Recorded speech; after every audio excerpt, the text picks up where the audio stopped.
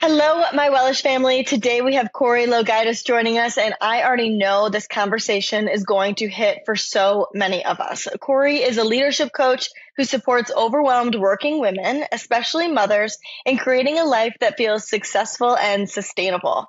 Corrie's story is deeply human. After surviving divorce, loss, abuse, and grief, she rebuilt her life from the ground up, and she now teaches women how to lead themselves with clarity, boundaries, and compassion, not perfection. She speaks openly about how traditional wellness can sometimes do more harm than good and why well enough is not settling, but freedom. Corrie, welcome to Wellish. I'm so excited to have you. Thank you so much for having me. Absolutely. So I want to get a better picture of who you are and what you do. So for people meeting you for the first time, who are you? And can you explain to me exactly what it is you do? Sure. My name is Corrie LoGiudice, and I am a professional keynote speaker. I'm a leadership expert, an author, and I help people transform from overwhelmed to unstoppable. Basically, I work a lot with Fortune 500 companies. I work with individual one-on-one clients coaching. And like I said, I write books now too. So that's how I help people do it. Exciting. I love that. So can you tell me who you were before all of this life stuff happened? Like before you reinvented yourself? It's like the origin story. Yes. Sure. So it actually all started off with a piece of paper that said I could draw really, really well. So I graduated from college with a fine arts degree, and I was the cliche artist waiting tables. And this really annoyed my dad at the time, who helped bankroll said piece of paper. So he said, you know what, why don't you, instead of waiting tables, why don't you come and work for the family business? You could start as a graphic designer. So I figured, hey, why not? Figured it would be like a temporary thing. I start working there and I blink and it's 15 years later and I'm running the entire operation as senior vice president. So mind you, I was always the youngest person in the room. I was always the only woman. And I absolutely loved my job. I love working with my family. That's an important value for me. And what happened, which you alluded to earlier, is in a 5-year time span, I went through more trauma than most people experience in a lifetime. It ranged from, it started off with miscarriage. I later found out I was in an abusive marriage. I left said marriage when my son was only 5 months old. It was very high conflict at the time too. Still having to show up each and every day, leading, running my family's business, having to show up at home, finding a new home. We were homeless and penniless at the time, trying to figure out, what was going on with my personal life behind the scenes. Then when all the dust had settled and I finally told myself the divorce was finalized, my life was on the up and up, I had a partner that I'd been with for over a year that I was in the process of rebuilding my life with. I was the one to discover that he took his life by suicide. So through all of this, I was seeing a therapist who had noticed my ability to be able to perform at such a high capacity, even under stress, overwhelm, and trauma. And she, at that time, and this was before the suicide loss, had encouraged me to consider looking into other careers and maybe becoming a coach or something, because she told me if I could help teach people how to do what I was doing naturally, I could have a huge impact on other people around me. And the suicide loss for me was kind of a big sign, because at that time, and I'm sure so many women listening to this can relate to it, I was commuting over 20 hours a week. I was never seeing my son. The most I ever got to see him was through my home security camera systems when he would be playing with my au pair. And all in all, I knew I didn't want that kind of lifestyle. My life had changed from being a mom, and I couldn't continue to lead at a high capacity at my corporate job anymore. It just was not inclusive in that way. So the suicide loss was kind of the, straw that broke the camel's back in a way. And I was like, you know what? This is it. From here on out, I'm going to live my life for me instead of for other people. And I stepped down from the business. And within a couple of weeks, I had landed my first paying coaching clients. Within a couple of months, I had over 40,000 followers online. Within a year, I had spoken at TEDx, and it just kind of took off from there. I'm curious then. So when you were at that SVP position, when you were still trying to define success that way, I'm curious what it looked like for you then compared to what it looks like now. Oh, it's so different. It's so different. Such a great question. For me at that point, it was based on external factors. So it was things like having, a great apartment in a high demand area. I was one of the first people living in Williamsburg, Brooklyn before it was popular. My friends called me the original hipster. So that was like something that I considered like, I'm a success. I live in Williamsburg. Having a kid was a big one for me, having a 6-figure career. So it was very much tied to external things. Now, my version of success is tied more to how I get to spend my time, how I choose to spend my time. So it's much more values based. I'm grateful to have a career now that allows me to be off during the summer with my kids. Speaking industry, there aren't a ton of events during the summer, so we all kind of take off. So things like that. So definitely it's shifted over the years for sure. Yeah, completely sounds different. Like it sounds more lifestyle based compared to, like you were saying, like the external validation based. That's interesting. Yes. What would you contribute or attribute that to? A big part of it, I would say, and this is me now being in my mid 40s and having life context with it, is you don't know what you don't know when you're younger. I hit SVP at a very young age. I was in my early 30s, like late 20s, early 30s. And that's kind of what you grow up seeing. It's like, pay this money, get the college degree, get a high paying job, buy the house, have the kids, get married. That's kind of the punch list that we're given by society. Like, hey, here's your checklist for life, go get it. But then once you get it, you're kind of like, why am I working so hard for all of this if I don't have any time to enjoy it? Mm-hmm. Yeah, totally. So that makes was sense. What changed for me. Mm-hmm. Yeah, for sure. So because I know you work with women, so I'm curious, when a woman feels overwhelmed, what do you think most women are actually overwhelmed by? Like, what is happening beneath the surface that we don't recognize or acknowledge? Well, the first thing that we don't acknowledge is that overwhelm is a bad thing. Everybody thinks it's a bad thing. They automatically feel they're a failure because they're overwhelmed. But truth is, overwhelm is just a sign. It just means that something in your life or something in your current strategy, how you are living your life, is not adapted to your current reality. Something changed, right? So even if you look as an example, right, because we had just talked about it, when I was a young SVP and then I had a child and then things felt out of place. The change factor was my son, but I was still living my life like I was a single woman with no kids, able to show up and work 80 hours a week and 20-hour week commute and everything else. It's no wonder why I was feeling overwhelmed. So the first thing to look at is, like what changed? And then from there, knowing, okay, well, how do I want it to look like? And then figuring out the gap. Okay. So does there have to be a change in order for there to be overwhelm? Because I feel like sometimes overwhelm can happen slowly over time, that like you don't necessarily recognize like a clear, distinct change. Sure, definitely. There's actually 5 different causes of overwhelm I've identified. They're called the 5 Overwhelm Culprits. That's what my book is on. That's coming out in May. And it's usually one of any of these 5 things. So let me know if any of these resonate for you. So the first one is lack of clarity. And this is one of the ones that could come up slowly, like over time, because you don't really know until like you have a moment like I did with the suicide loss that it suddenly becomes really clear that you need to make the change. So it's not just so much knowing what it is that you want, it's knowing why you want it. And that's figuring out that why sometimes will delay the change, right? Which was why you could feel overwhelmed over time. So that's the first one. The second one is lack of confidence. So it's not so much knowing what it is you want and why you want it. You have to believe that you could do or have it. So confidence shows up in, imposter syndrome, self-sabotaging yourself, not trying unless it's perfect. And women keep themselves in overwhelmed cycles from confidence, lack of confidence as well. That might be a culprit. The third one is lack of community. The famous motivational speaker, Jim Rohn, once said that we are the average of the 5 people we spend the most time with. So if the people we're choosing to spend our time with don't know how to do what it is we want to do, don't want to support us, don't believe it's possible, you're going to stay stuck and overwhelmed. You're not going to have the support that you need.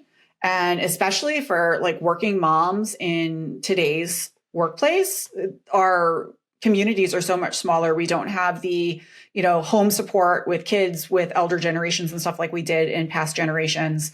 A lot of folks getting childcare is really difficult. So that community aspect is super important and can add to that overwhelm. The fourth one is lack of conditioning. That's your physical and mental health and wellness. So, and again, this can actually come up slowly over time too. You can have a health issue that compounds, year over year over year. And until you actually identify and address it, this actually happened to me very recently within the last year or so. I was having tons of symptoms from being like extremely fatigued, dry skin. My hair was falling out, very, very slowly adding weight.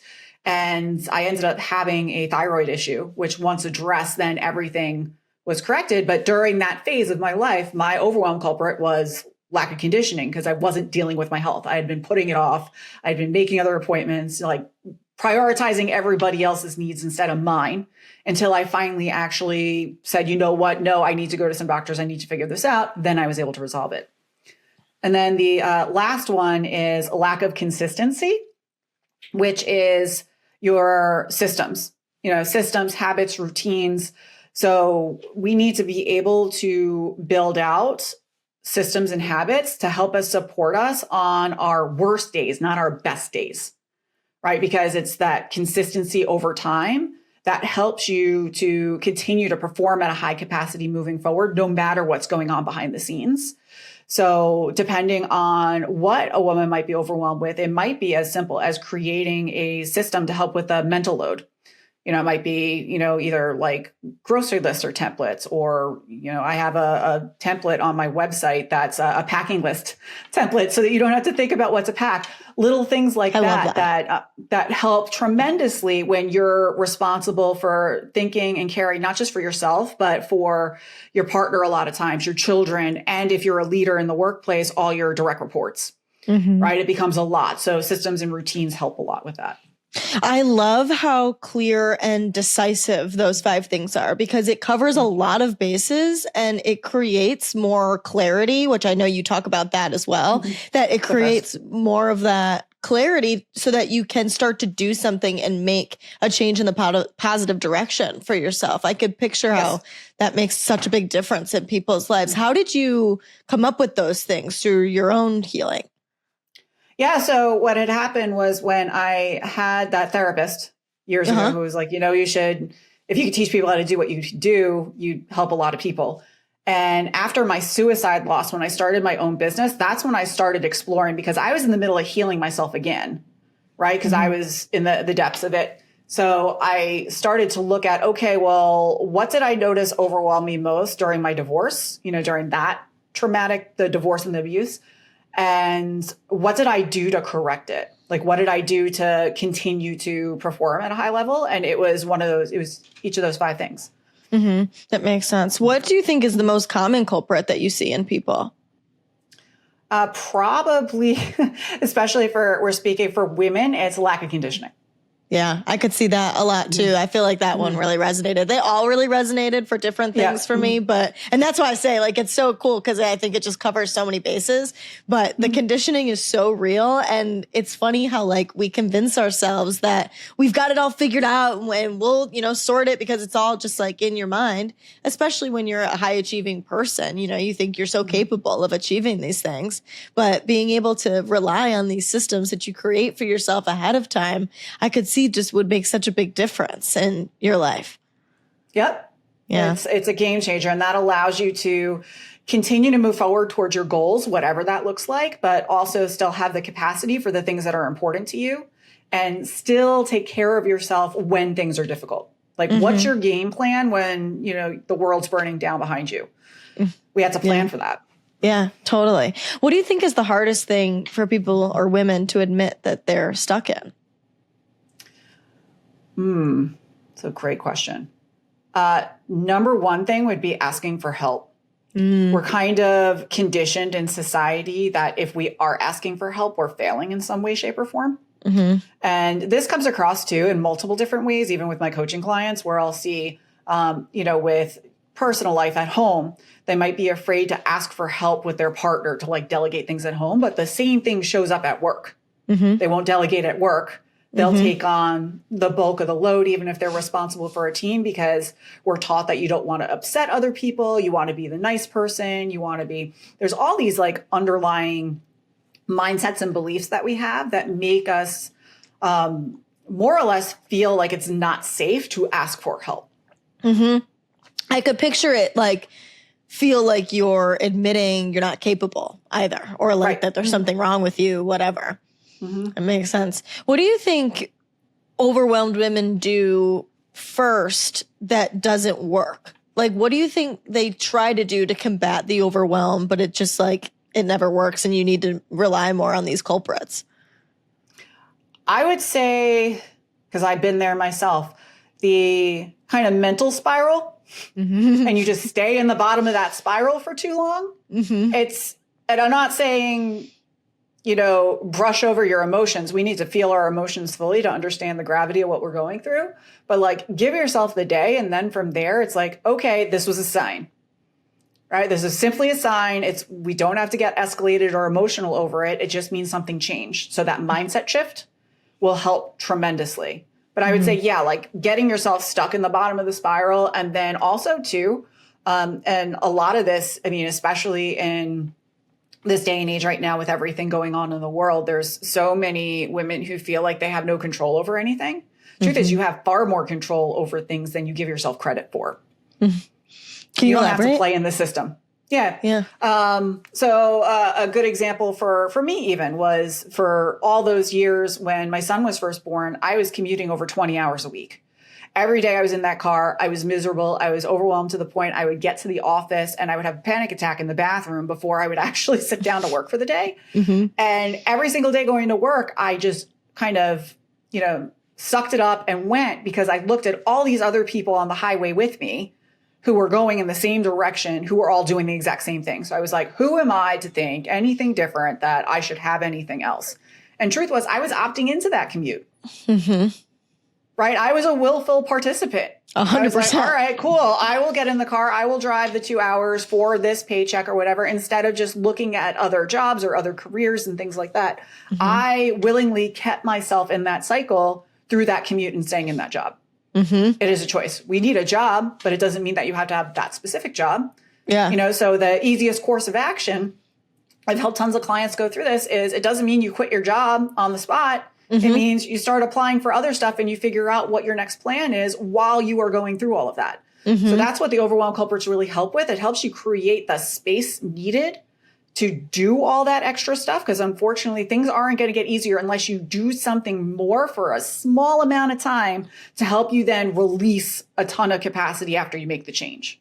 I was curious, like what, because the quitting the job, obviously, like that could be the goal, but it's kind of overwhelming to make such a major change. So I was just curious, like what you would say are like a couple small tangible shifts that people can do to start to feel that relief a little bit more in their life. Definitely. It's instead of looking at things long-term, looking at things more day by day. Right. One. And this works for, it doesn't matter like what you were going through. It could be like the most insane trauma. It could be, you know, something that's just like a stressful period of time, like nothing too major, but just start taking things day by day. And instead of keeping yourself on that long term, if you have like I usually talk about 5-year vision, but having like longer term goals by shifting to day by day. For example, I have a client, this is actually a great client story. When she came to work with me, I've been working with her about 2 years now. She had just become a new mom and she was working in a career that it was highly toxic. She wasn't exactly sure what it was she wanted to do. She just knew she needed to get out of that job and she wasn't sure where to start. So where we started first was getting her again clarity on what she did want, right? Because you can't get yourself out of where you are now unless you know where it is you want to go. Because otherwise, Sure. I call it, it's like a GPS. I call it your goal positioning system, where if you're driving in a GPS and you don't give it a destination, you're just going to go in loops. Right? You have to actually give it to the destination. So the first thing we did was we got her really, really clear on, you know, what kind of career she wanted, what kind of impact she wanted. At that point, she wasn't sure if she wanted to start her own business or go to work for somebody else, but, you know, just kind of get clear on those factors. Then from there, the next stressor for her was that her workplace was very toxic. It was things like they would leave her off of, calls that she had scope on. It was like really like BS petty stuff. So then from there, she worked on upskilling her communication and her leadership skills. Because then within the toxic workplace, she was, number one, preparing herself for where she was going to go next, wherever that was, because those leadership skills were going to transfer with her. But also it made her current environment much more manageable because she learned how to communicate with people who were before very high conflict, right? Which helped gain her respect and authority and stuff in her workplace and made it more tolerable. Then from there, she did end up actually getting another role. Was her dream role. But again, it came back to, okay, well, now I don't know where this lines up with my 5-year vision and everything. What do I do? She went through and she clarified what she wanted from that point on. So kind of circle back to the clarity. But again, it was taking things little by little by little. Mm-hmm. And what was really kind of cool about her story is she had learned so much in the time frame leading up to her brand new job that she was in that job not even 3 months and she got another promotion. Wow. Just because of all the little changes that she made and like what she decided to learn and how she managed through the toxic workplace, she took all of that with her into the next role. And it was taking things day by day and noticing like, where am I now? What is the challenge now? Where do I want to go? What do I need to address from here to get to there? Interesting. And it's really that simple. Yeah. Okay. So what, like, just for, again, sake of clarity, what was like the first step in that process that she what word am I looking for? That she was seeking clarity? Yeah. And I would say I start every client with this, every single coaching client. It's always a 5-year vision, right? And I probably could give you 2. I have a free resource, which has the 5-year vision worksheet and stuff on it. But it's very, very simple. So you take a piece of paper and you fold it into quadrants.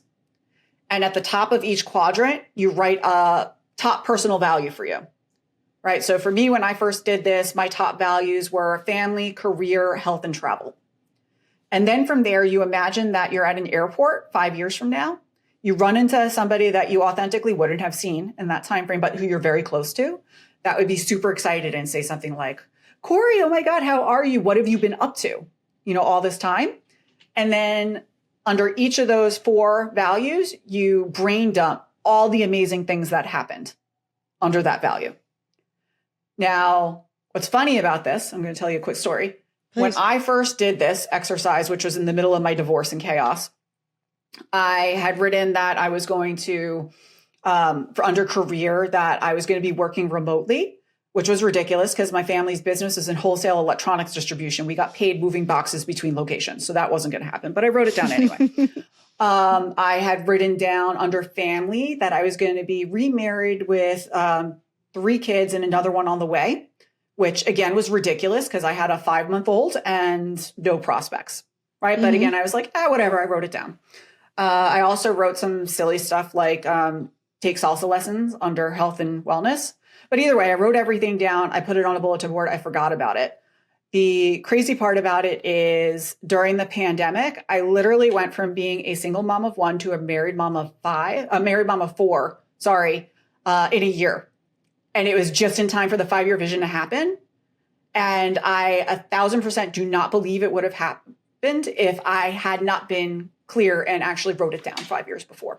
Oh my God. See, that reminds me of vision boarding. Yes. And that's part of the process too. I highly recommend take that 5-year vision. Then from there, make a vision board based on that process. One of the things I love to do too, I don't know if you do this, Sarah, but I take my vision boards and I keep them on my screen for my desktop background. And I do it on my phone because then I'm looking at it hundreds of times a day with how much I work. But it just helps anchor it even more. But that's definitely the top number one thing that I recommend folks start with is with that 5-year vision. It's so simple, but it can help anchor your entire direction.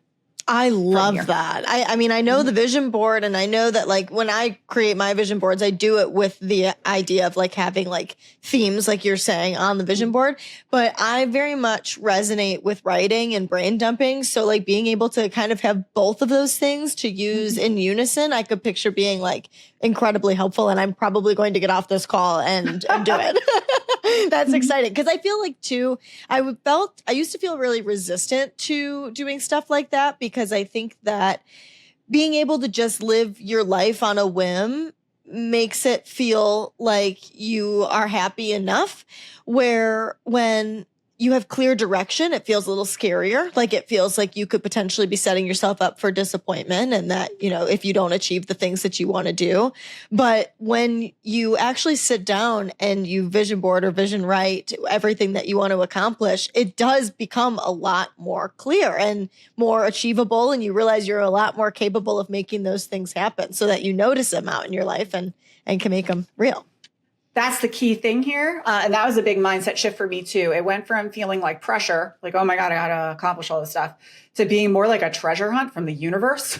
Because it's like, where are these opportunities pop up? You know, and for me, it's like the going from 1 to 4 kids. It was my husband and I, we have a blended family. So I got 2 step kids, my son from my prior marriage, and then we have a daughter together now. But you know, it was like kind of like seeing those opportunities pop up with time. Yeah. But you never know what the universe is going to kind of throw your way unless you actually set the intention for it. And the funny part with this too is a lot of times you're going to write stuff on it and you're not going to look at it. And 5 years later, you look at the piece of paper like I did, you're like, oh crap, like look at that. I did all this. Yeah, 100%. What do you think are some common patterns of people like before they enter this stage? Like what does that person look like when they're overwhelmed? Just to kind of help listeners recognize if this is maybe something that they are doing unconsciously.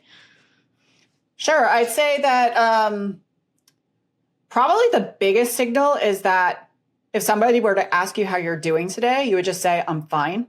Mm-hmm. You know, that you're not, there's like no like joy, there's no passion, that you're just kind of like fine, that you feeling like you're carrying too much stuff in your head all at once, that you're carrying too many responsibilities for everybody else all at once, which in turn, like when you pack all that on, it's just, if someone were to ask you, you know, how are you doing today? You would probably just say, fine, because you're dealing with what you got to deal with. And it's not great, but it's not terrible. You're just kind of meh.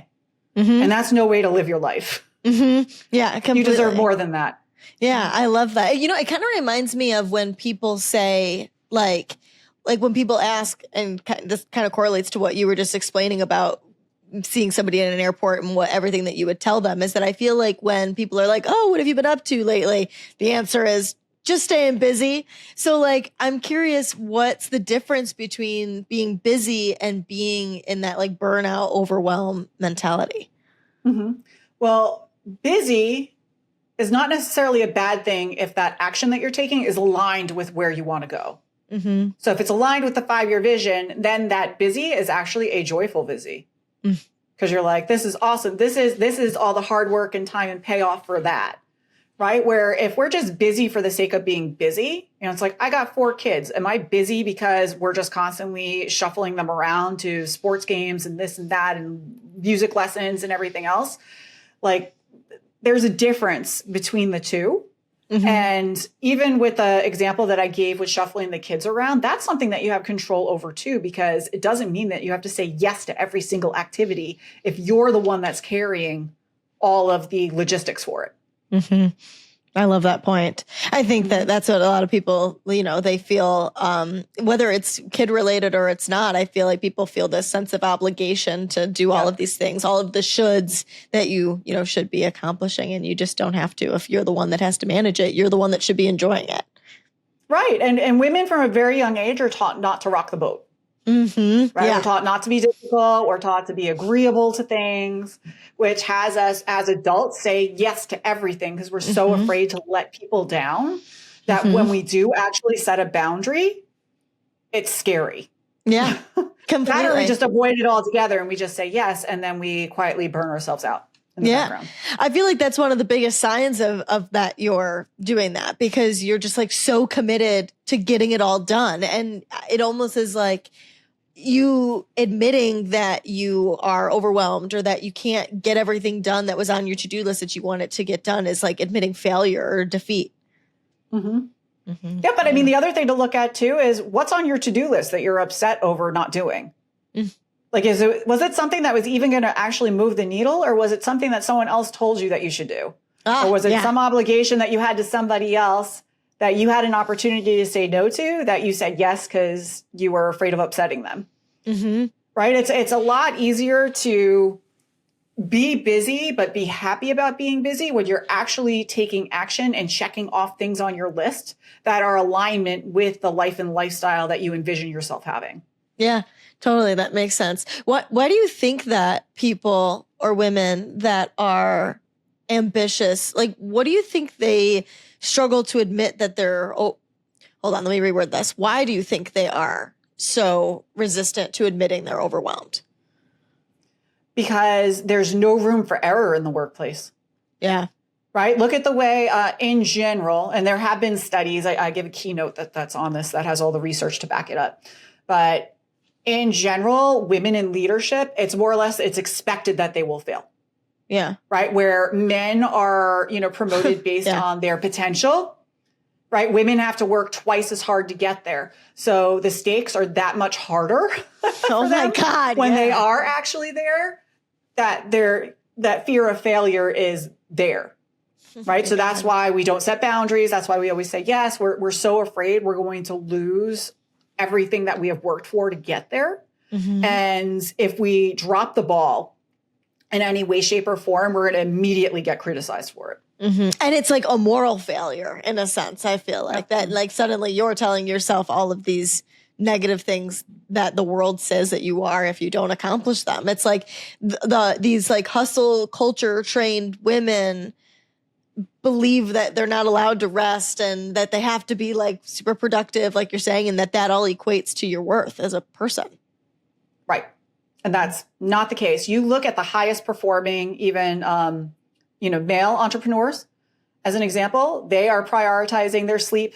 They are prioritizing what they eat. They are gym rats. They are this, they are that. Women just, they don't do that. They're afraid to advocate for themselves in that manner, where men in general, you don't. But the other thing I should say too, I want to take a step back here, is I also think it's important that there aren't a lot of women who are speaking about this kind of stuff, whether it be in the media, online, wherever. There are no role models showing women that there is a different way to do it.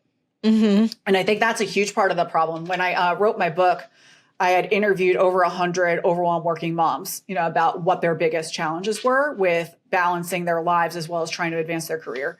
And one of the things that had come up with it is that they are, and oh my God, I just completely lost my train of thought. What were we talking about right before that?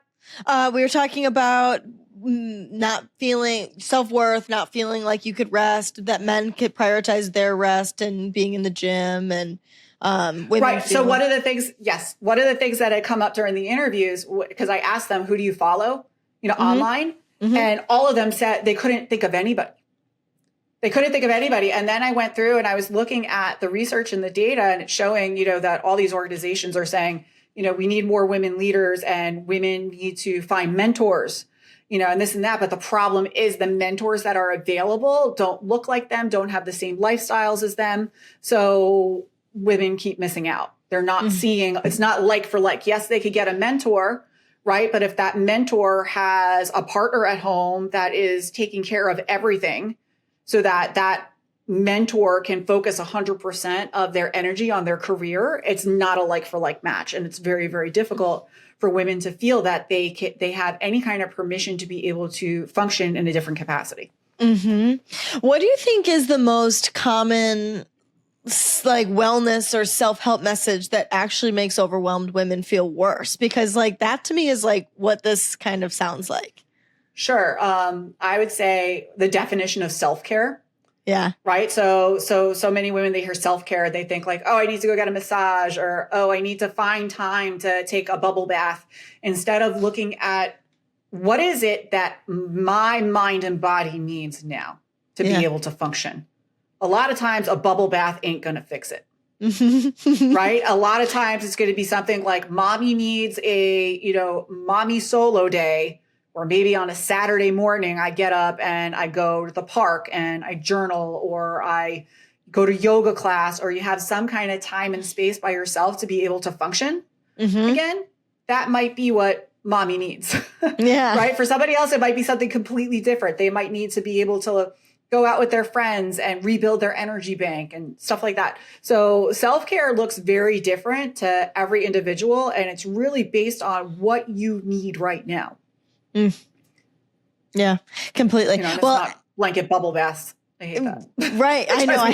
I hate that too. Well, and because I just think that that's kind of what you were just describing, is that there being no accurate representation of what that woman looks like and what that woman needs. And I think that when we say that and we're looking for a solution for that sort of person, and I believe you've talked about this as well, is that I think a lot of the answer we receive is that you just need to slow down.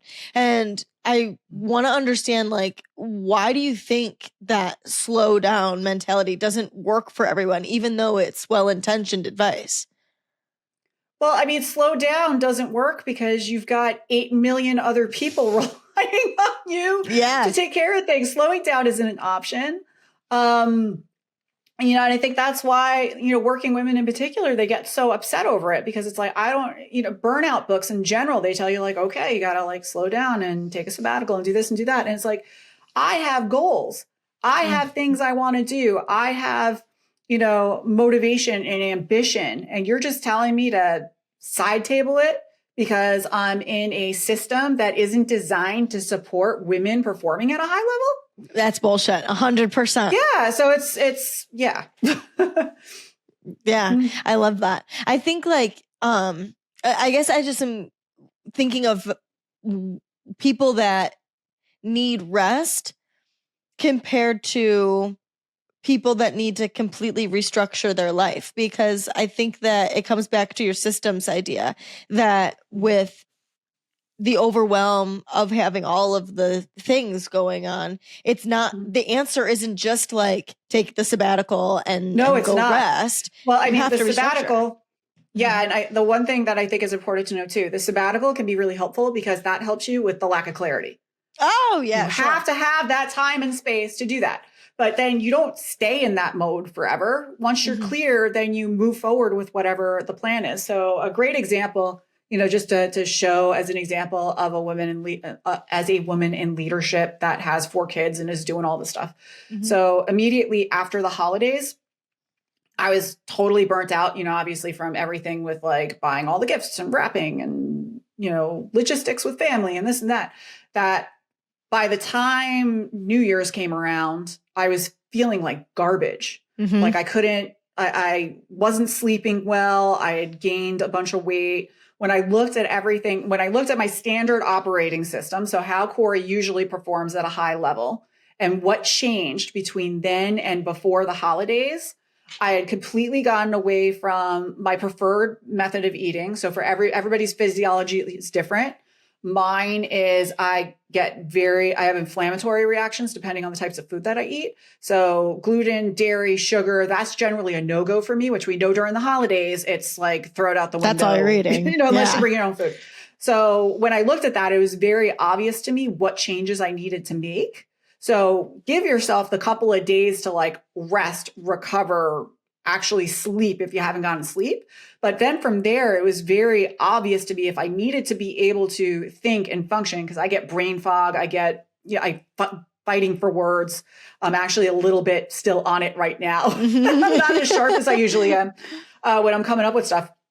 But that said, it's dialing in my diet for me in particular. It was a non-negotiable kind of moving forward and setting those boundaries with my family, with me, with everybody else. It's hey, we did this, for Christmas cookie day. Here on out, I need a gluten-free, dairy-free pizza if we're doing something like that, because I can't have these reactions anymore.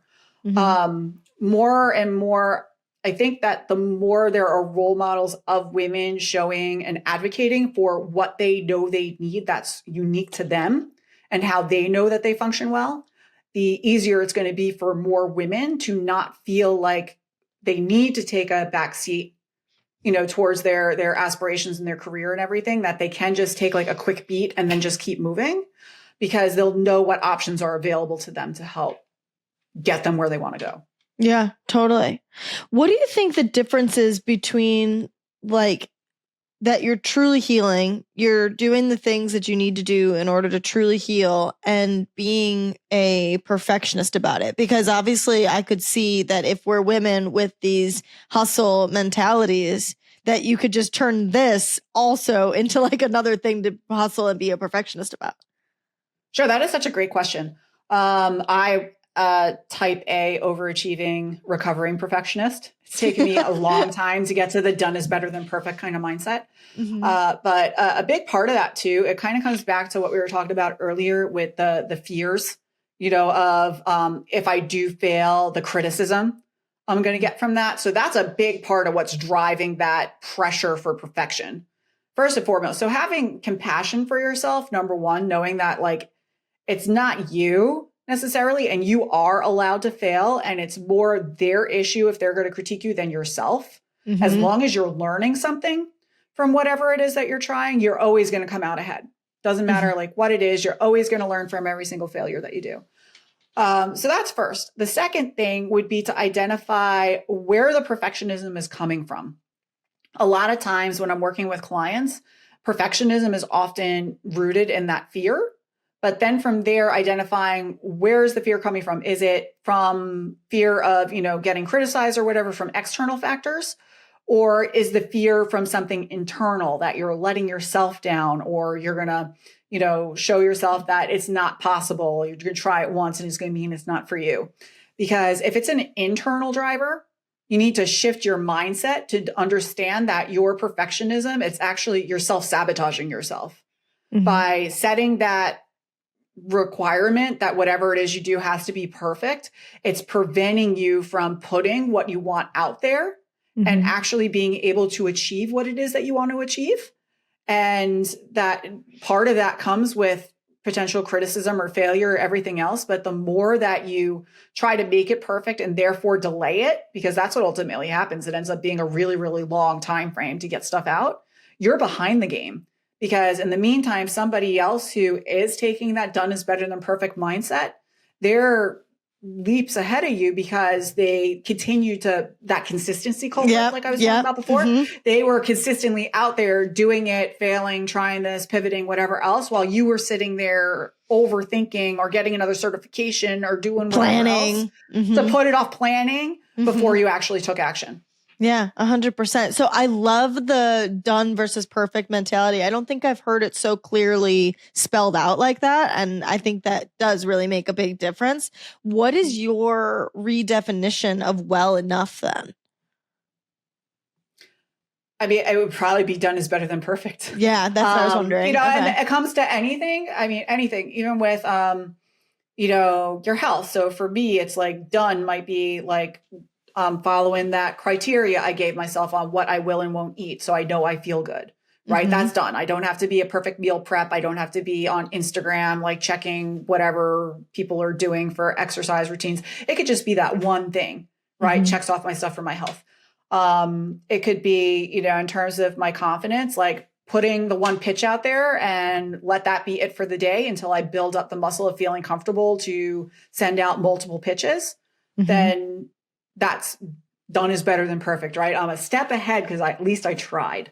That would definitely be more or less my definition, I think. It's to try it anyway and be okay with the messy action and know that you're learning through it. Yeah, totally. The messy action is huge, and not needing it to look a certain way, the way that you picture it in your head, that it's, I like that, how that contributes to the consistency. Right. Or even the way that other people envision it. Because so many of us, it's we're comparing it to what other people say. It's like, who cares? This was my version of it. And this is great because I did it. And I committed to it and I put it out there. And you know what? I did it. But these other people critiquing me, they might not have even tried yet. Yes, completely. Right. So it's. Yeah.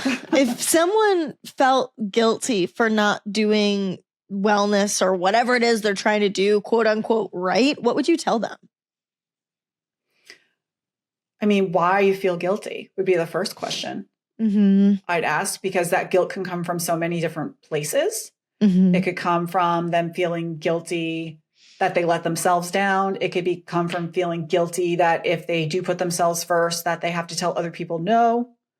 So identifying the source of that guilt first, and then figuring out how to address it. So even, let's just say, the having to tell other people no, right? So let's just say the thing you're trying to work towards is actually exercising for 30 minutes a day. And let's say you have kids.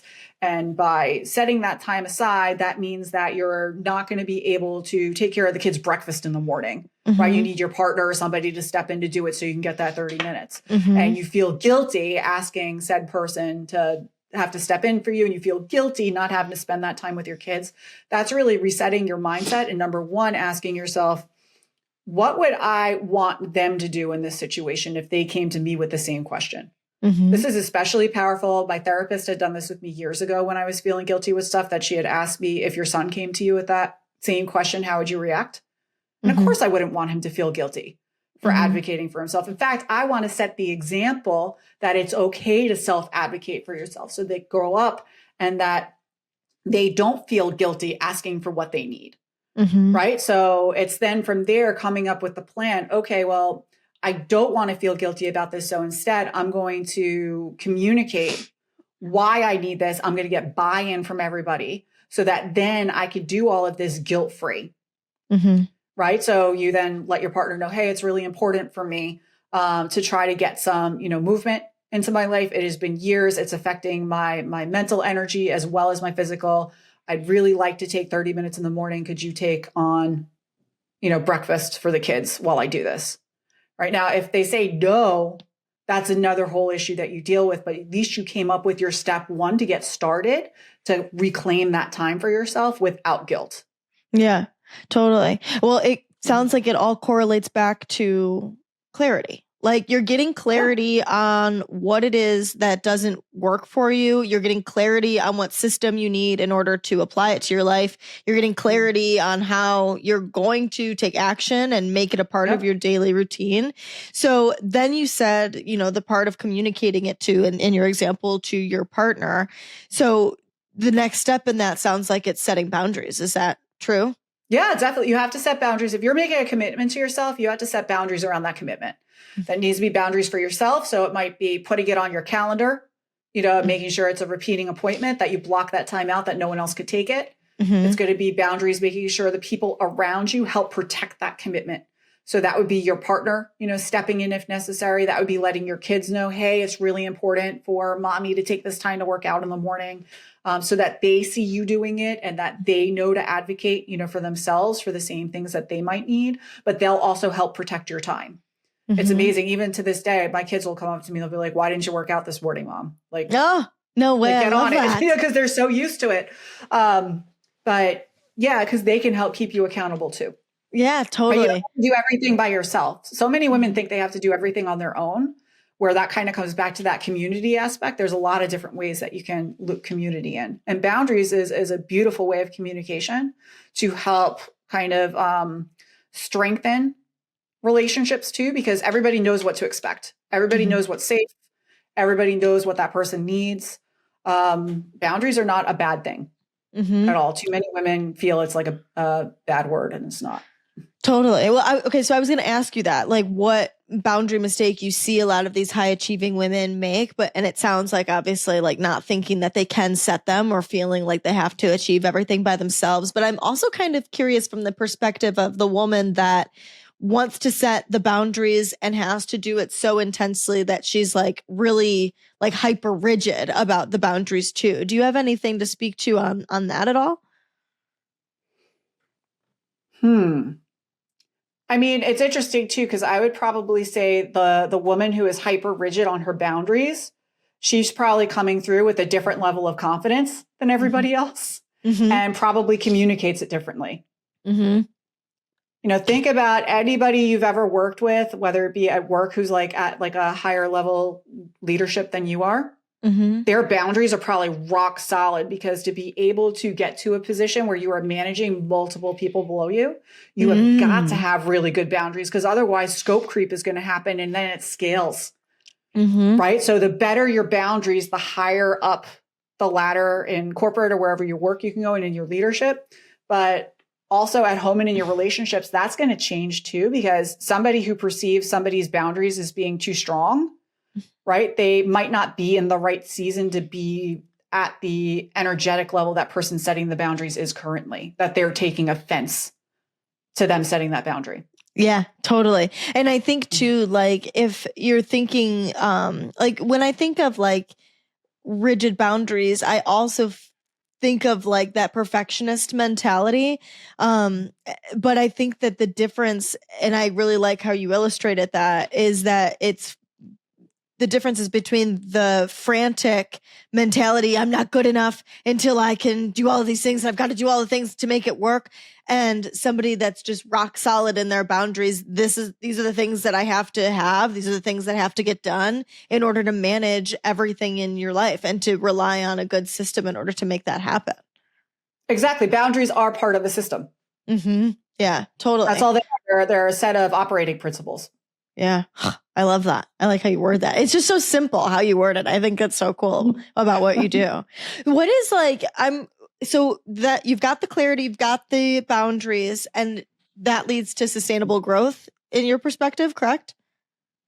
Oh yeah, for sure. Okay. Once you build those skills, setting boundaries is a core essential skill to be able to advance your leadership.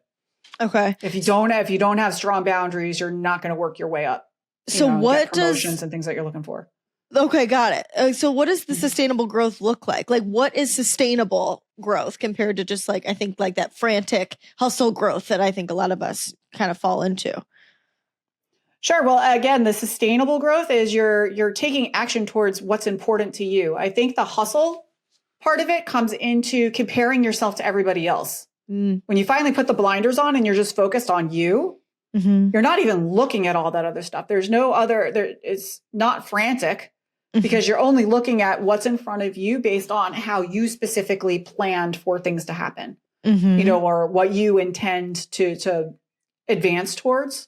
You're not taking everybody else's say into it. So it's a very different energy. It's a much calmer energy. I guess you could say the like frantic hustle culture kind is more of like a, keeping up with the Joneses kind of energy, where when you are locked in and you are, quantum leaping your success, you don't care about what anybody else is doing. You are so focused on the vision.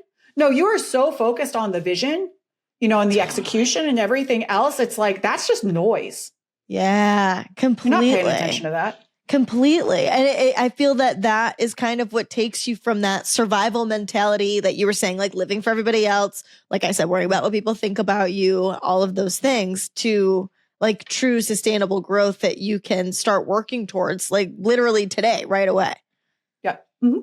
That's so cool. What do you wish that you could tell the version of yourself that was like in that messy middle growing area? Oh man, such a great question. I would probably say, because I wouldn't change anything. 100%. I wouldn't change anything I went through, because I would not be the person I am today had it not happened. I would probably tell her you are stronger than you give yourself credit for. That's beautiful. I like that a lot. That's cool. What does a good life look like for you now? I'm living my dream life, and I have been for a couple of years. Hell yeah, I love that for you. It was the 5-year vision came to be, and now I just kind of keep iterating on it. No, I'm doing work I absolutely love and adore. I've always kind of been drawn to doing more personal development and leadership work, even back in my older career. You would see places where I was like I was doing like corporate trainings and stuff like that for our teams and whatnot.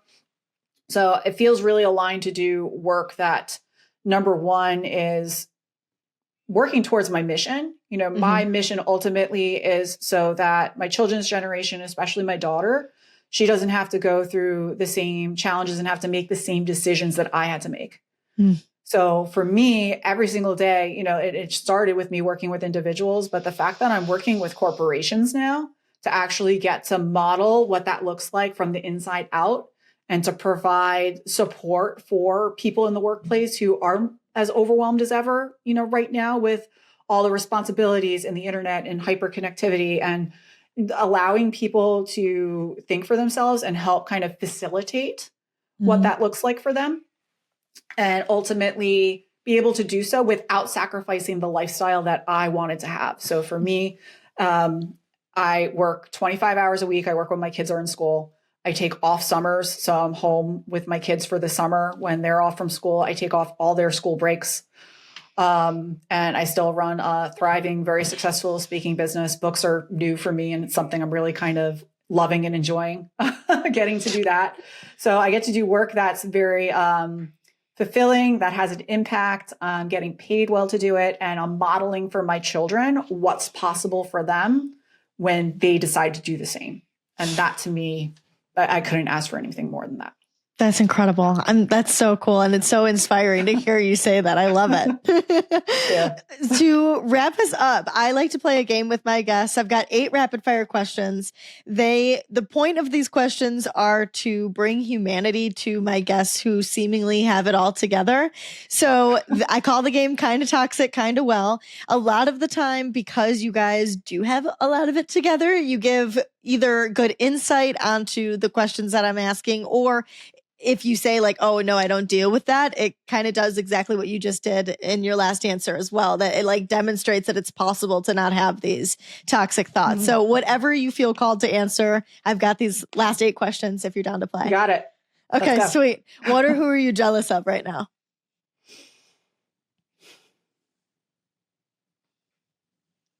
Man, that's a good question.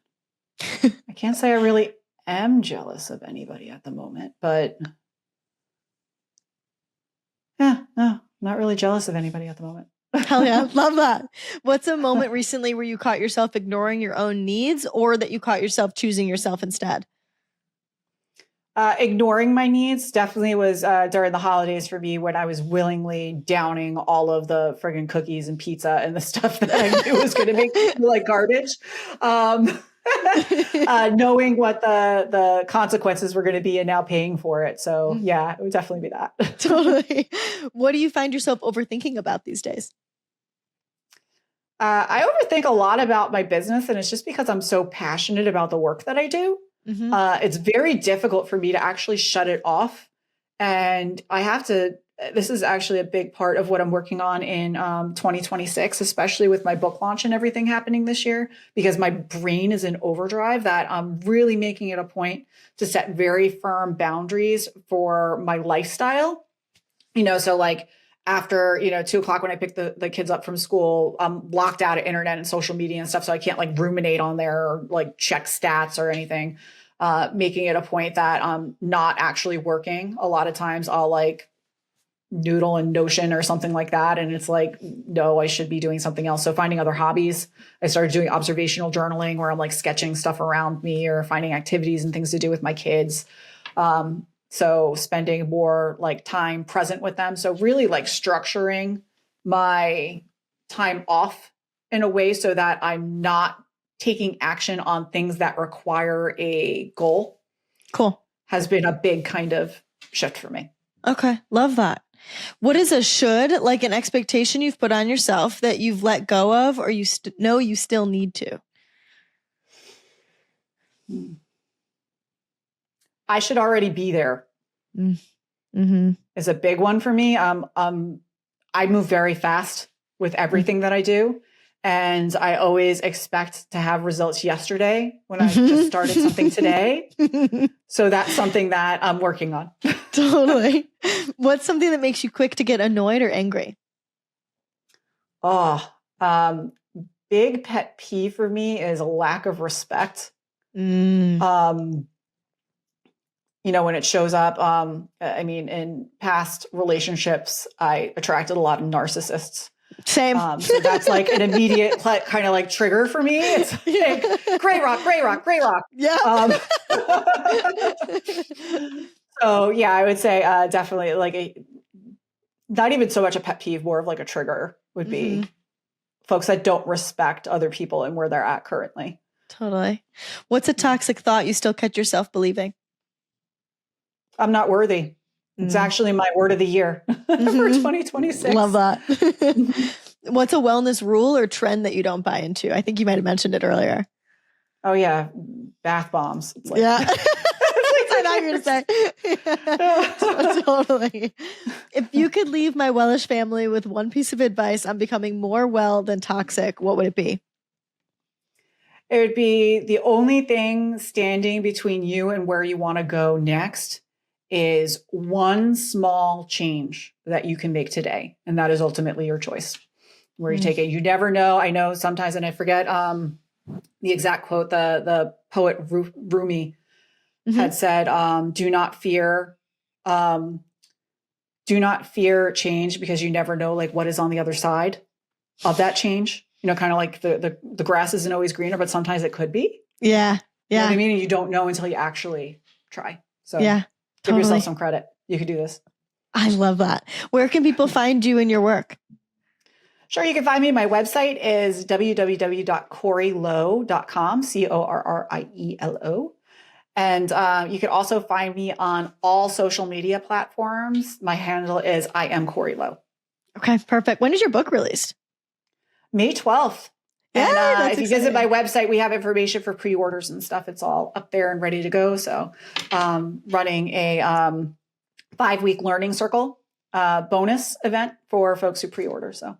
Okay, sweet. I'll put everything in the show notes too, so that we've got quick, easy links for it. Awesome. Corrie, thank you so much for being here. This was so great. And I just really appreciate all of your insight. Thank you so much for having me.